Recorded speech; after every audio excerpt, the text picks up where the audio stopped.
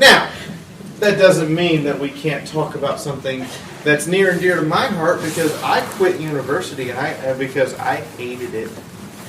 They wanted me to conform to an academic idea that sucked. I left $240,000 a year. Wow.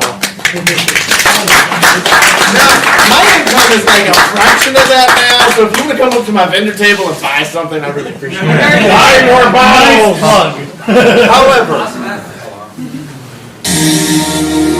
this is what it feels like.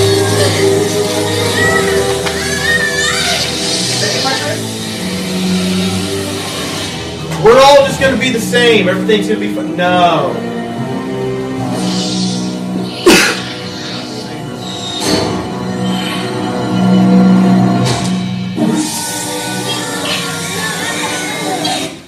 I can play it a little clip for sake of time because I'm starting to realize how much I actually need the hour and a half. The point here being, that's what it feels like. It feels like someone's literally ripping your identity out of your body and throwing it into a vault and making you have to leave it there until you leave work. Every day. However, I have found statistically it is much more entertaining to let employees design their own workspaces. They work better, they work faster, and they make fewer mistakes. That makes sense. If you put a bunch of people in cubicles and try to treat them all the same, it doesn't work. If you tell a fish to climb a tree and judge it based on that against a monkey, obviously the monkey's better. The fish will die. But if I tell an earth pony to grow food, and I tell a pegasi to monitor the rain and tell them to work together, what do I get? Really fucking tasty carrots. I apologize. That was bad on me. But the point here being that if you let them work together in a way in which you put the optimal person in the place they want to be and let them choose how they do it, and tell them the job just has to get done safely, the job will always be done more efficient than anything you can design, engineer, or otherwise create. An excellent real-world recent example. Yes? Well, isn't that even true in grade school, too? Yes! It's true in grade school. Standardized testing has actually pushed the United States statistically back compared to regular testing. I know that's a political statement, but when I objectively compare it to Sweden, whose classroom has zero homework, much more recess time, and actually treats their students like, how do you want to learn? Yeah. They have higher scores on our standardized tests. I'm actually trying to create a school like However, Good for you. Good for you. Talk to me after. if you two want to come in, then get in here. I know both of you. Fine! Yeah, welcome! Getting emotionally damaged. We're going to welcome the chair of Babscon here, who made me make all these panels. I'm sorry! And our welcome chef. Hi. Let's get it right. The chair of Babscon who got you into ponies in the first place. Yeah, it's true. That's a long story. If we have time, I'll tell it. I'll give you a hug without the steel plate because the steel plate will hurt. That's fine. Hey, everybody, watch this. You hurt me every day. Shots fired.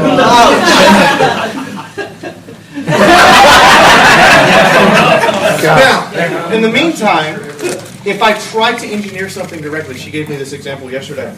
Amazon decided to try to make a computer that would standardize its hiring practices, using their past hiring practices. Yep. The computer was incredibly sexist. Chose to hire exclusively men because of the language used in the resumes. Yep. Wow. They worked on this project for 7 years. Yep. Canned it last week. Middle class one, but yeah. You cannot program a computer to make human decisions like that about human people. It doesn't work. It doesn't function. Because it will always select our previous habits that were mistakes. Yeah. That we openly admit are mistakes now over what we actually want it to do. Why do you point at me? Have I done something wrong? I love you, and you're a wonderful person. And I actually meant that. As a, I wasn't signing something different. and this, everyone, is what I have to put up with every year. Well, what do you know? I've seen me do this where I've talked to someone and actually signed out what I really want to say to them. Yeah, you did that Friday night. I was at the Sonia. Yeah, well, so everyone does that to Sonia. But in the we mute meantime, ourselves and talk about her behind that's her back. part of my uniqueness of working with things. I'm going to talk with my hands, and you're going to have to deal with it. What I say might not be what I'm saying with my hands at this very moment, but I mean, what are you going to know if you don't know the language? By the way, screw you. By the way, you owe me a new sarcasm detector. Useful invention. Say two different things. It requires a very, very special way of manipulating your hands over your mind, so you're letting your subconscious actually control your hands while your mind is actually consciously speaking. Repressing thought to subconscious and then letting it do all the stuff while your mouth says what needs to be said. But that's a unique thing of working with me. You'll understand if I like you or not based on what I'm telling you with my hands. Less so than what's actually coming out of my mouth. I'm not actually giving you lip service. I mean what I say. But I'm also saying it because I have to. You're making me conform to it. And my rebellion is to tell you horrible things with my hands that you don't understand. Well, I think we can all understand the universal term for. Not really. And I'm not going to teach anybody some bad words right now. However, if I take away the engineering and I simply implement safety features that say you can't do this and this because it's unsafe, and just let people run, I'll give you an example. I used to slot a warehouse full of $2 billion of groceries. This is what I did when I was 22. I was a slotter for C&S Wholesale Grocer in Birmingham, Alabama. $2 billion. They wanted me to design the route for the people doing the work. I said, no, I'm going to design the route as ergonomically as possible to stimulate their own minds to do it. They went, what? So I walked out to all the workers who were all union. I used to be union. I used to do their job. I knew all the shortcuts and everything we actually did to create those shortcuts and told them, here's what's going to happen. I'm going to slot this how I would stack it onto a pallet. Because people assume that you mail grocery stores whole pallets of nothing but green beans. That's not how it works. I send them a case. I then have to stack soda on that same pallet along with the fruit juice that crushes when I step on it. So they have to get really creative. But what I did was I slotted the place how I would want to stack it. I then went to all of them and asked them for modifications.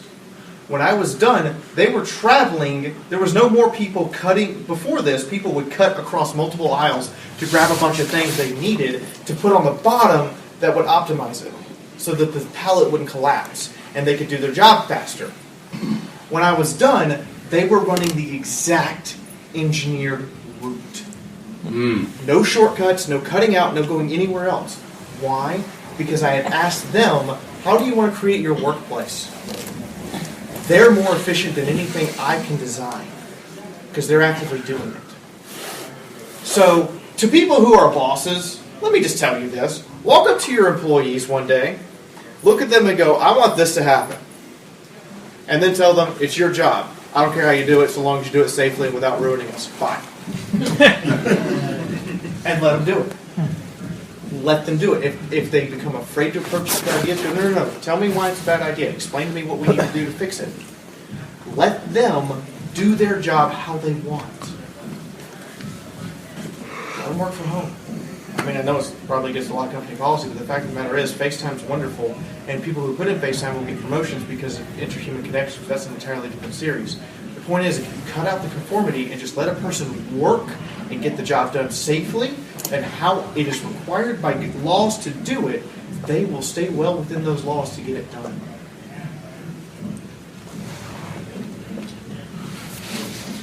Also, hey Spike, thanks for creating your own friendship problem. This is a quick side. You have to balance this as well. You can't let people be all super feely at work. Sometimes they need to shut it off and be robots. Other times you need to embrace your feelings. You can't allow yourself to completely polarize though. You have to cut some things off simply because they either hurt too much or they cause you to stop being functional. Thorax. However, if you feel nothing... Hey, Amber, can you fix that, please? Just a little bit. If you don't empathize with people and what they're going through. Example, right now, one of my editors, I'm not going to say his name, is currently on leave. He just ended a 3-year relationship with his fiancée. Oh. If I really wanted to, by dead to rights according to the law, I should fire him because he hasn't actually produced any work for me in a month. He's supposed to produce at least one piece of writing that I hand him, re-edited back to me every 2 weeks. However, if I have the empathy to understand how that would affect me, why am I pushing him to a norm I won't keep for myself? I'm not going to be Ember, but I am going to give him some time to process. I'm going to give him a due date because a due date will force him out of that habit. But I'm not going to just be cold-hearted and tell him, go away. That's dumb. I lose a good editor that way. It's a lot harder to find good people than it is to keep the ones you have and just work them through their problems. Well, that don't hurt anybody, right? Those are the worst. It's you. Oh, that's Wait! I know now that I should have been honest with you from the start, because lying to your friends is wrong. And because getting rid of all those pies was a giant hassle. Yes, I know exactly how they have a very detailed pie list. Oh, boo! But it's me. I thought the hassle was worth it just to spare your feelings. She built entire contraptions to get rid of pie. Oh, yeah. That took hours of engineering. Well, I guess I made it for me to eat in front of you. Point is, I'm eating. Also, this is Rainbow Lesbian Horse who screamed at some point in the episode, I don't like pie! We're all like, I could read a whole other subtext into this. The pies you made for me in the past. So instead, I'm gonna eat this giant one for you now. So here I go. Oh, I'm not that mean. Not that mean. Some of us have just eaten dinner, not me. Oh! Not that mean. Oh! Does it truly never do any harm to say little white lies? It doesn't seem like that at first, but over time, Over time, it builds up. Over time, you build an emotional capacity that overflows. Starlight repressing anger. We went over this. You being dishonest, the show teaches us, is going to eventually lead to Rainbow Dash eating a pie made of concrete. Oh! Are you sheltering your friends or your kids? No! No. You're really not. How traumatic was it when somebody told you Santa Claus wasn't real? Very, very traumatic. for like 5 minutes it was traumatic, and I know. The point is, it was like getting hit by a freight train. Now, while I don't want to necessarily ruin the magic of Christmas, statistically speaking, kids who aren't lied to about mythos that doesn't really exist, such as Santa Claus, when they grow up, are more mature and easily able to be more honest with others. Because they were taught from a very early age, it's not okay to say, it's not okay to tell a lie. Even little ones, or even lies that are meant to not harm anyone, are actually causing slight problems with our society that we should maybe look at. So we shouldn't let kids believe in Santa Claus? You should let them believe as long as they want. But the moment someone tells them that it's not a real thing, you shouldn't try to cover it up. You should lay it bare and be honest. Let them have the magic until it's gone, and as soon as it's gone, explain to them why you did it. Be honest with them. Share your feelings, because you want to know something silly? Little kids understand us better than we do. Oh, hallelujah! This is that sibling. If I'm sad, A kid won't ask why. She'll just come up and hug my leg.